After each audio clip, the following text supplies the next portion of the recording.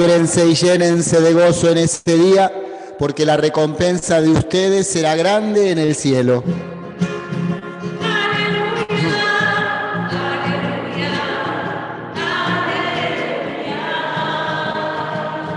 Aleluya, aleluya. El Señor esté con ustedes. Y con tu espíritu. Les anuncio la buena noticia. Evangelio de nuestro Señor Jesucristo según San Lucas. Gloria a ti, Señor. Jesús se retiró a una montaña para orar y pasó toda la noche en oración con Dios. Cuando se hizo de día, llamó a sus discípulos y eligió a 12 de ellos, a los que dio el nombre de apóstoles. Al bajar con estos, se detuvo en una llanura. Estaban allí muchos de sus discípulos y una gran muchedumbre que había llegado de toda la Judea, de Jerusalén y de la región costera de Tiro y Sidón. Entonces Jesús, fijando la mirada en sus discípulos, dijo: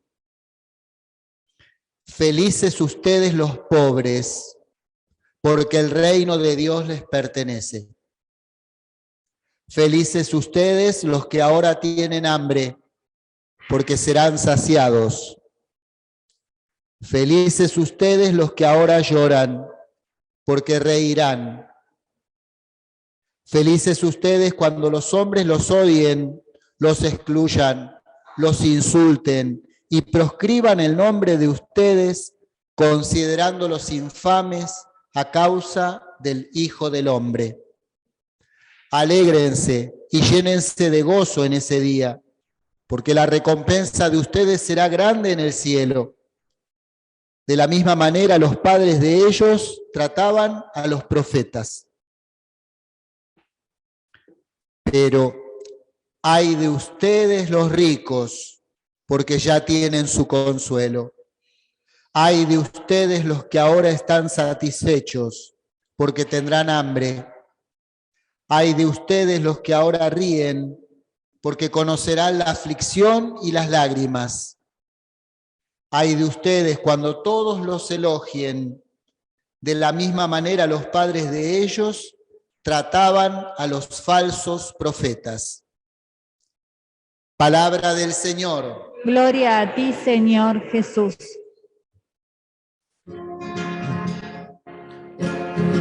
Podemos sentarnos. Aleluya, aleluya.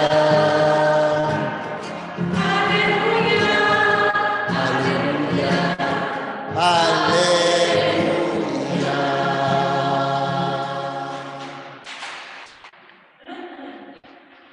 Un árbol está hecho para crecer, que su follaje nos dé sombra, que dé flores, frutas, ¿no? Si no, no cumple su cometido, ¿no? Una máquina, un auto, está hecho para llevarnos, para moverse. Si está parado, no cumple la finalidad para la cual fue hecho. Un avión fue hecho para volar.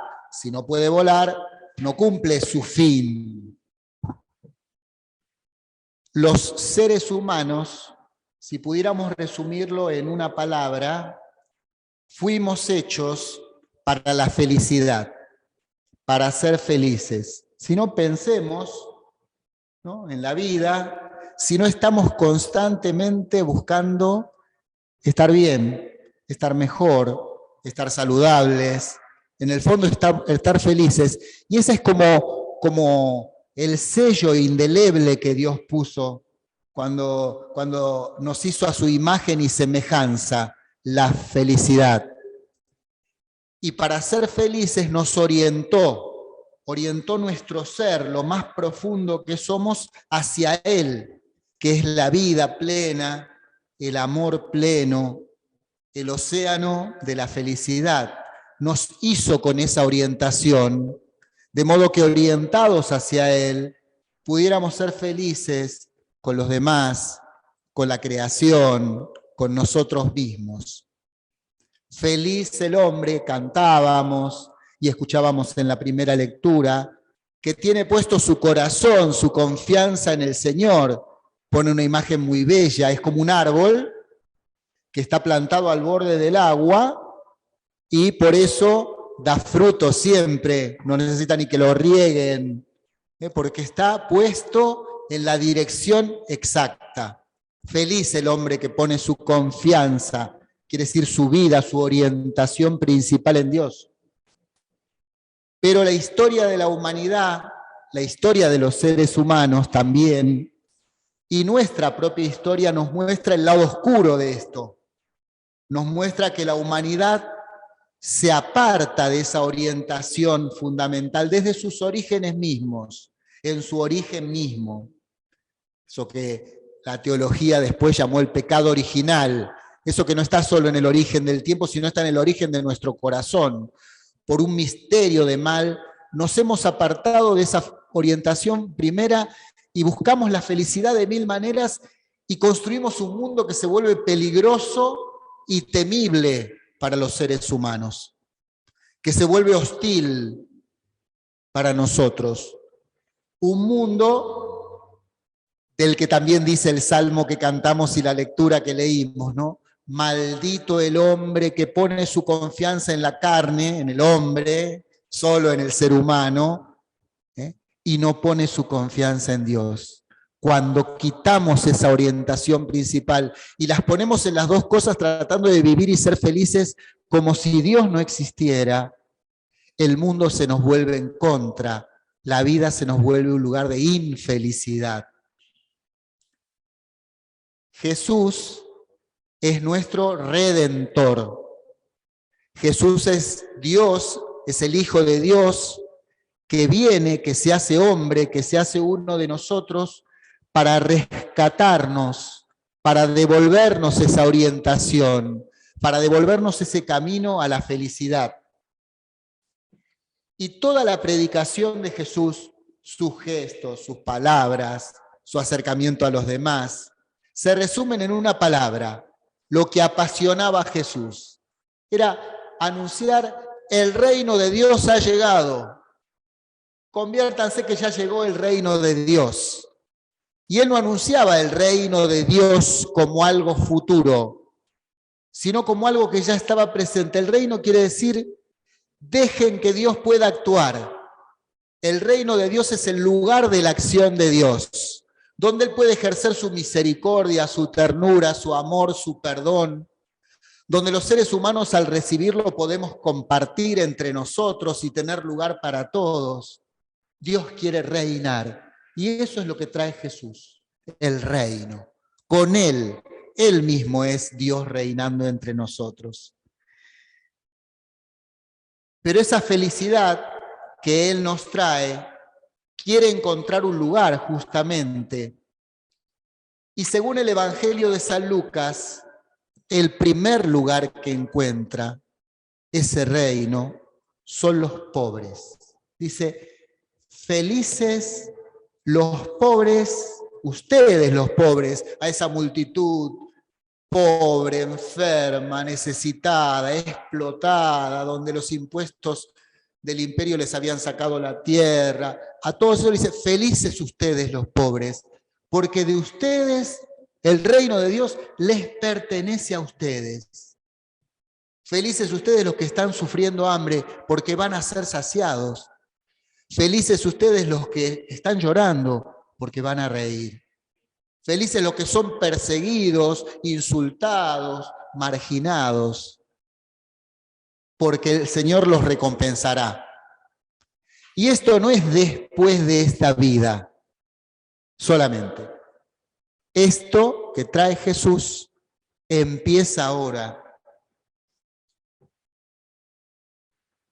Y esto no porque, si leemos todo el Evangelio de Lucas, no porque los pobres se porten mejor, porque sean buenos entonces merecen esto. No es así. La gran imagen que nos pone Jesús de esto, como poniéndolo en una parábola, es ¿Se acuerdan ese rico que daba banquetes, que vivía, que no le importaba nada más que estar bien, y el pobre que estaba en la puerta? Y que el rico pasaba de largo y no le daba nada. Entonces dice que cuando se murieron los dos se dio vuelta la tortilla.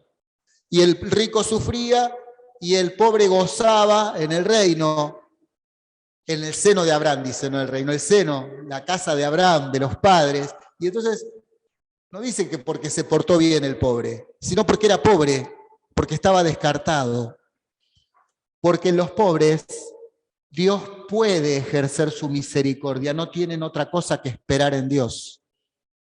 Porque en ellos Dios puede desplegar toda su ternura, su compasión. Y por eso son el lugar donde Jesús comienza y empieza ese reino que viene a traer para toda la humanidad. Y así como Dios puede entrar en un corazón que no tiene nada y que solo puede esperar de que le den algo, y ahí puede entrar, no puede entrar, no puede reinar, porque si hay algo que Dios quiere es respetar nuestra libertad. No puede reinar, dice, ay, pobres de ustedes los ricos, porque ya tienen su consuelo. Pobres de ustedes, porque ustedes los que están satisfechos, porque tendrán hambre. El que se cierra en sí mismo, busca solo su placer, su felicidad, sin importarle el mundo, los demás, está poniendo una barrera que impide que Dios venga a reinar. Es decir, no deja a Dios volver a ponerle esa orientación que lo puede hacer feliz. En el fondo, aunque viva muchos placeres, no es feliz él, ni hace felices a los demás. El que busca solo la fama, el aplauso, ¿no? El que todos me quieran y me elogien, pero no busca de verdad la felicidad de los otros, ese se está cerrando al reino de Dios.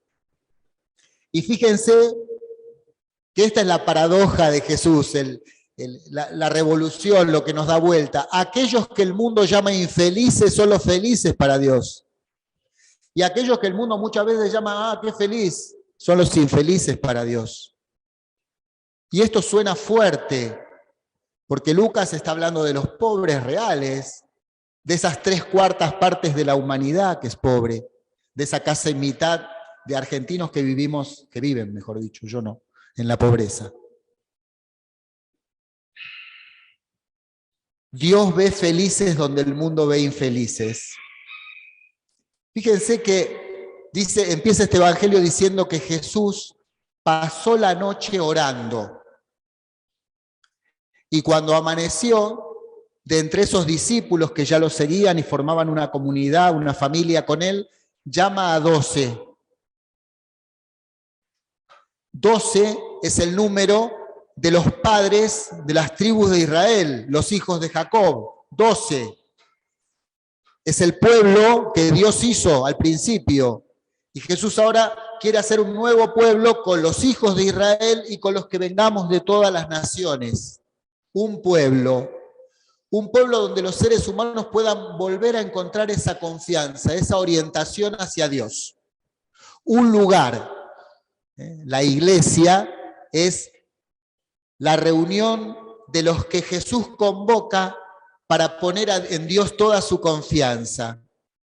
Y es el lugar donde experimentamos esa felicidad que nos trae Jesús del reino. Felices los pobres. Este tiene que ser el lugar donde los pobres tengan el lugar principal. Pero no solo porque los podemos ayudar, como hacemos en Cáritas todos los meses, y les podemos dar un lugar, sino porque son maestros. Su actitud, su fe, el Papa Francisco no se cansa de decirlo una y otra vez, nos pueden enseñar todo el tiempo. La iglesia no está para sí misma, está para este reino que trae Jesús. Y por eso, más allá de los muros de la iglesia y del templo, de la iglesia física del templo, estamos para encontrarnos ahí donde Jesús está haciendo el reino. ¿Y dónde está haciendo el reino? Donde los pobres pueden ser un poco más felices, donde los hambrientos son saciados, donde los que no tienen techo, ropa, comida, tienen un lugar, donde el mundo empieza a ser distinto según el diseño de Dios. Ese es el reino que empieza. Y empieza en nuestro propio corazón si nos orientamos del todo de nuevo hacia Él. Esa es la Eucaristía. Todos los domingos venimos como pobres a alimentarnos de Jesús. Y Jesús nos vuelve a decir, poné a Dios, poné en Dios toda tu confianza. Y desde ahí, el mundo alrededor tuyo puede cambiar. Como círculos concéntricos, como una piedra que uno tira en el agua y empieza a hacer unos círculos que se expanden. Desde tu corazón, que es la morada de Dios, podés encontrar ese reino que viene, en primer lugar para los pobres. Que así sea.